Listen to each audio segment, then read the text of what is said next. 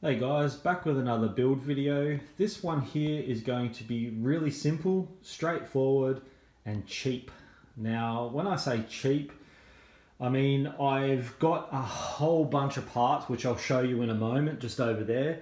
You know, it's quite older tech. We're talking about like an GT710, some other bits and pieces, but I'll take you all through that in a moment.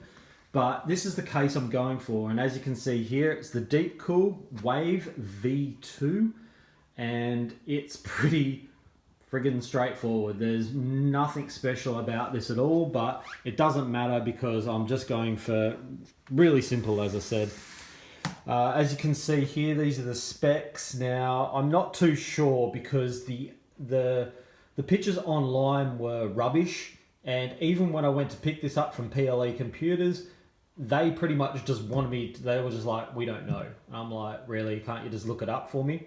And they couldn't tell me. So the reason why this is actually opened is because I actually had to open it at the store so I could actually have a look and see what was going on. So it looks like the back here is a 92 millimeter or an 80 millimeter. So being a cheap case, I think this is like $44, I still had to buy another 80 mil fan, which was $11. So this works out to be a $55 case because I mean I didn't know what else to do. I really wanted an exhaust. I didn't want to rely just on the power supply to pull the hot air out. Anyway, so I thought that there'd be some sort of, you know, cooling specifications, which there are not. It talks about the hard drives. It talks about, you know, what sort of, you know, motherboard it can take and, you know, the I/O ports and other bits and pieces, but there are nothing at all that explains about the cooling.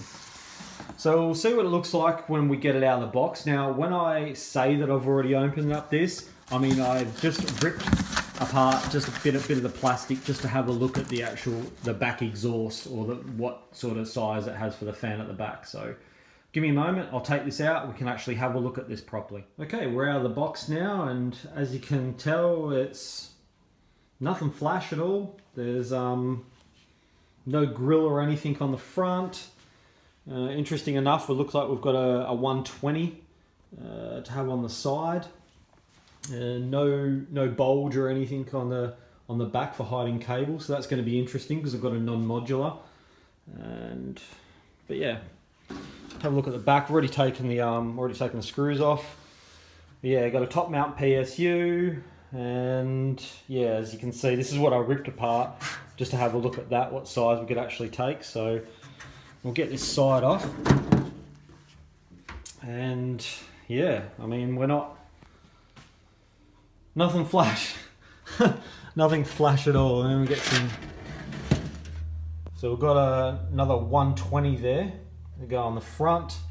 Seems like a bit of a cavity though. I don't know, you possibly put one on the outside, but looks like we can have a 2.5 there, and then we can have another 3.5s on there. And there's another little interesting thing. I'm not too sure what the go is there. Oh yeah, we can just put another 2.5 hard drive there. But looking at the cavity, I mean that is nothing. That's absolutely zero, so that's going to be painful. I have to hide some of them up here or something like that, but yeah, that's going to be hard, man. Anyway, that's what we're dealing with, and wow, maybe, I mean, there you go. There's a bit of room sort of here. I mean, I can possibly bunch, you know, a fair bit of cable up there and cable tie it or whatever. It doesn't really matter, but me being me, I always have to have it neat regardless. And because I mean, you know, there's no window or anything on this, and you don't need it for this build really. It's virtually just going to be a very, very simple, straightforward. Anyway, I'll have a look. I'll get you guys to have a look at what I've got going on in this. And yeah. Okay, so this is everything I've got going on at the moment. So this was my base. This is what I sort of started off with. This is an older board, and it's just, seriously, it's just something that I've just had sitting there for a while now.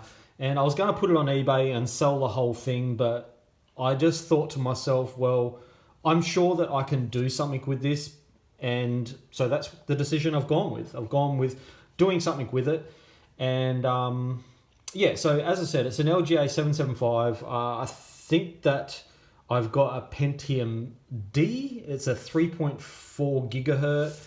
I think it's around about 4 megabytes caching, and yeah. So there's only 4 gig of RAM on this, and they're 800 megahertz. But apart from that, the board is good. I mean, I can do a few things with it. You've still got your SATAs, you know, and other bits and pieces. So I'm still happy with that. So moving on, I've got, this was something else that came out of another build. And again, all of this, except for what I'll show you that I've had to actually buy, have all just been hanging around. So I that's the only reason why I'm doing this, because I knew that I could actually put all these bits and pieces together and do something with it.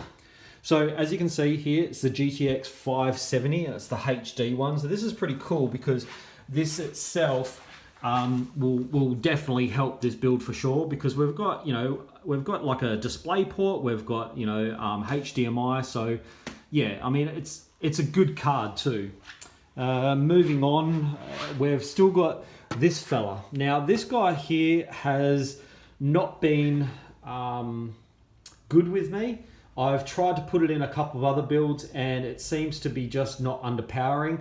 I don't think it's faulty. I just think that, you know, the cards that I've been using recently, like GTX 1060s and stuff like that, they've all been quite hefty in drawing power. And not just that, but I mean, the old tech that I was going for in the last one, I think I had an i7-3770, I had an RX 470 and such. So there was a lot going on with that. So I've decided to put it into this, and it's going to be perfect for it. This was what else that I actually had as well. This is just an optical drive or a DVD drive, and this actually goes off the old IDE cable, so that'll go well.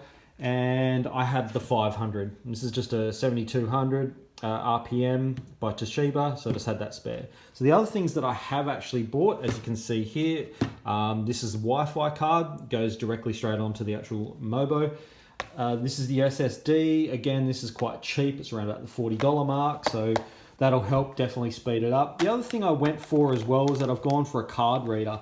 Now, with this kind of build, I'm not aiming for anything really gaming related, even though the GTX 570 will definitely be able to run some games, but I thought I'd try and appeal to other people so they can use this for, you know, cameras and taking other bits and pieces off. The other thing that I have done, which I just mentioned before when I was talking about the case, is that where I had to buy this as well. So this is the exhaust at the back, and as well going for an older board. Obviously this board doesn't have USB 3.0 plug on it, so I've had to, you know, adapt it to USB 2. So that's it. That's all the stuff that I've got, and yeah. So I'll start putting it together and I'll show you the end result, or if I have any things that I need to speak to you about while I'm putting it together, then I'll chuck it in as well. Okay, we're about to find out and see if this actually plays it. Sorry about the noise on here, that's that fan. I'll replace it in a moment. Thing's stupidly loud. And we'll see what happens. The GTX 570 that I had going was an absolute fail. I think I cooked it actually, but see what happens. See if we get further than the GT.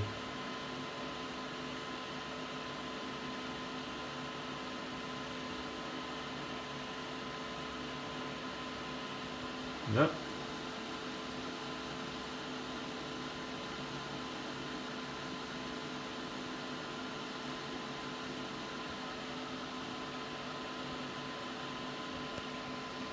Wow.